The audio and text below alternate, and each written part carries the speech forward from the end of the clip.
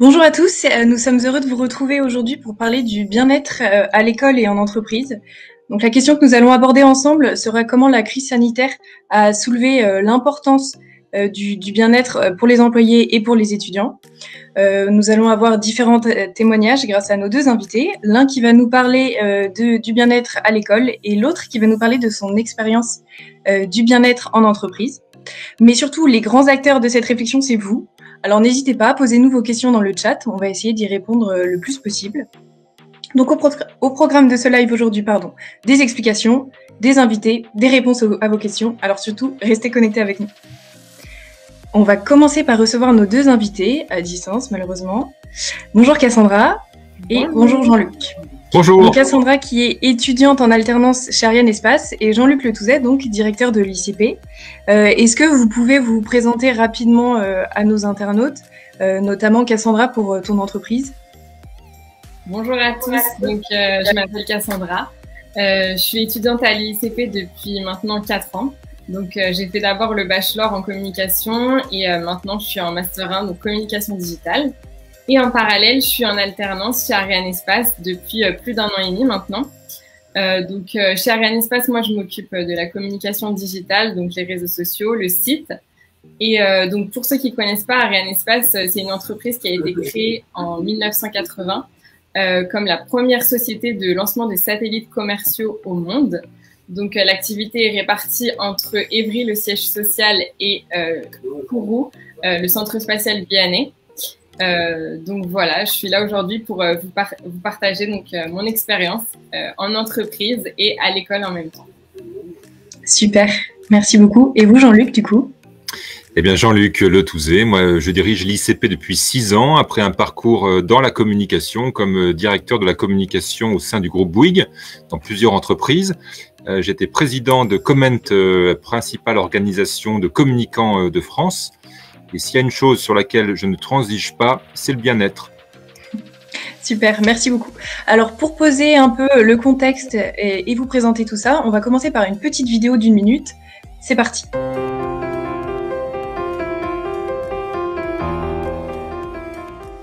Dans notre société où les thématiques du développement personnel et de l'épanouissement individuel prennent de plus en plus d'ampleur, les entreprises et les écoles accordent davantage d'importance au bien-être des salariés et des étudiants.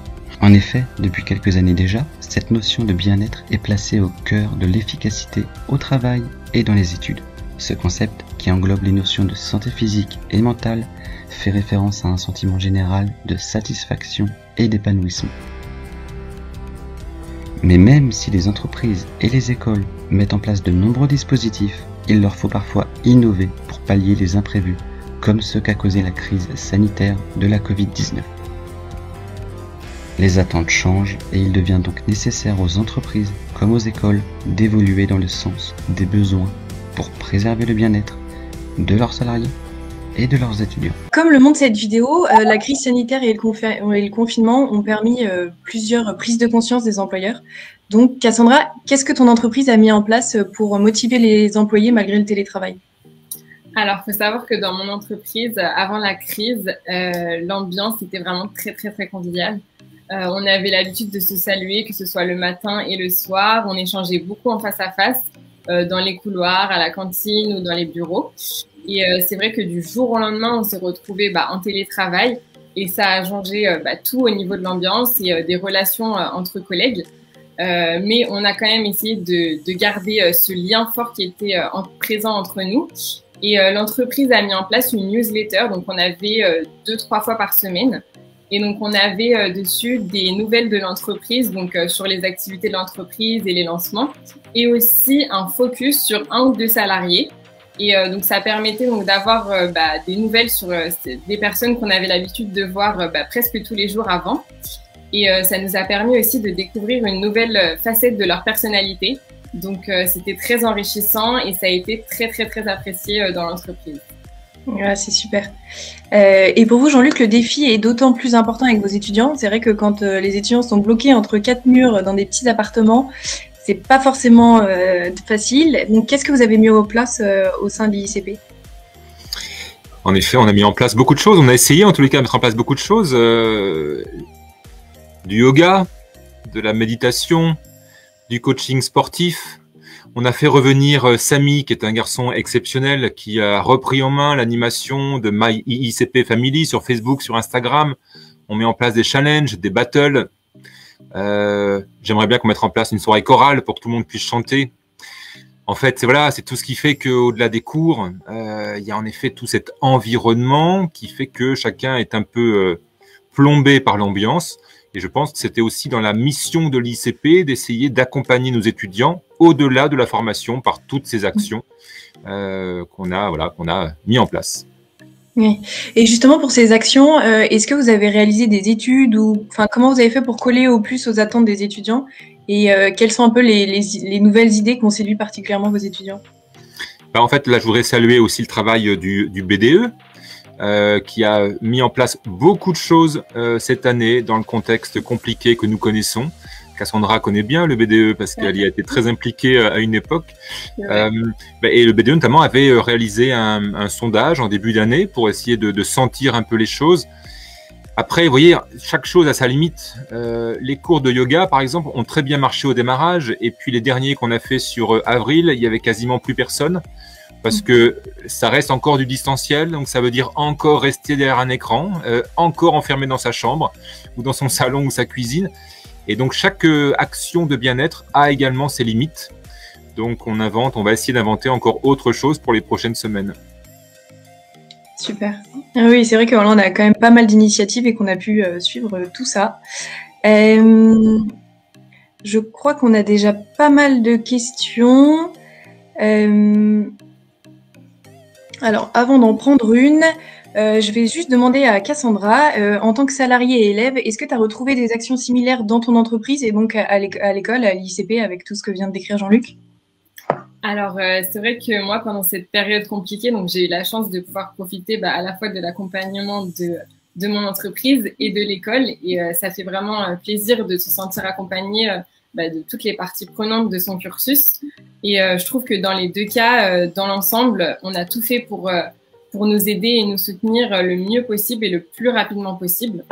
Donc, il n'y avait pas trop d'actions similaires entre mon entreprise et l'école. Et justement, c'est ça qui était bien, c'est que j'ai pu trouver ce que je cherchais à la fois dans le contact de mes collègues et à la fois dans le travail avec mes camarades. Et notamment grâce à tout ce qu'a mis en place l'ICP pour nous aider. Super. Alors, on va maintenant prendre la question de Pauline. Alors, je pense que c'est pour vous, Jean-Luc. Avez-vous eu des étudiants qui vous ont contacté par eux-mêmes pour expliquer leurs difficultés?